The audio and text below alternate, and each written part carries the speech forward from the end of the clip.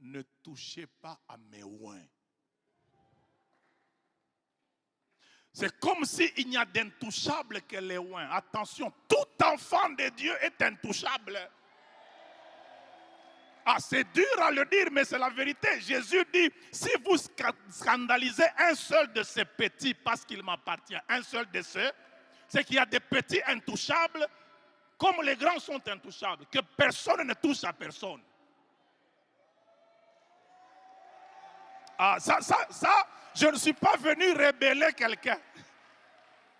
Que personne ne touche à. Tu es père, je dois te respecter. Je suis fils, ne me scandalise pas. Parce qu'il y a un Seigneur qui va nous juger, nous tous. Il ne faudrait pas que les pères entrent dans les scandales. Ils scandalisent les enfants et puis ils réclament qu'on ne les touche pas. Non, Dieu va vous toucher. Nous, on ne va pas vous toucher. Mais Dieu va.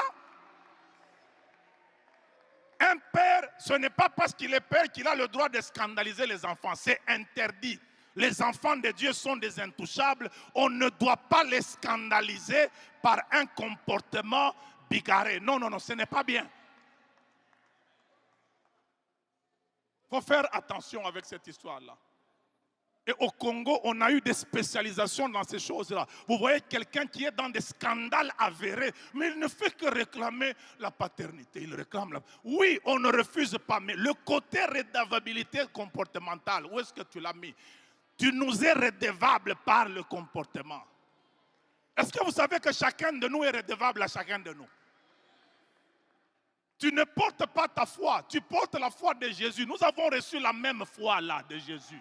Donc quand ta foi est dérangée, tu commences à me déranger aussi. C'est pour ça que dans les affaires de vie privée, ça il faut oublier. Nous avons la vie de Jésus. C'est une vie éternelle et publique. Elle n'est pas privée.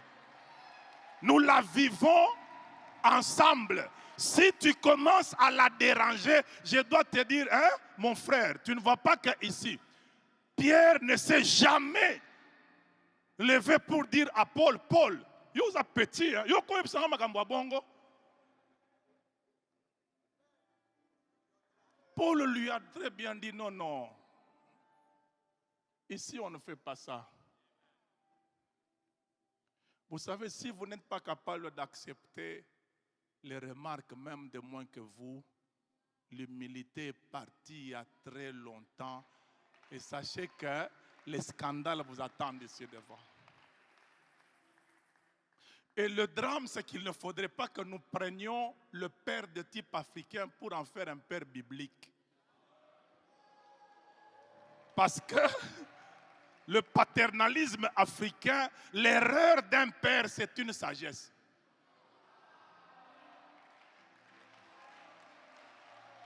Non, non. Dans la Bible, ce n'est pas comme ça. Dans la Bible, là où tu es répréhensible, moins que toi peut te faire de manière noble une remarque.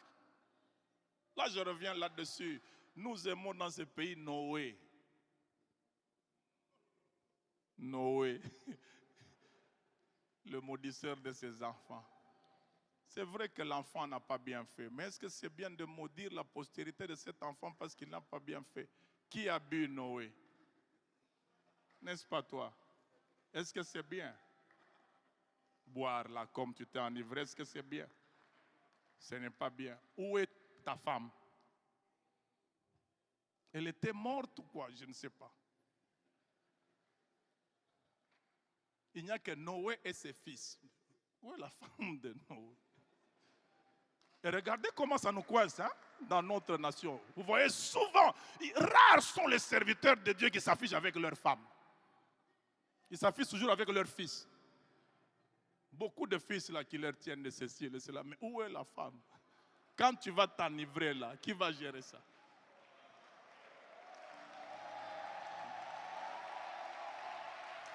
Maintenant, allons vers le modèle parfait, Christ.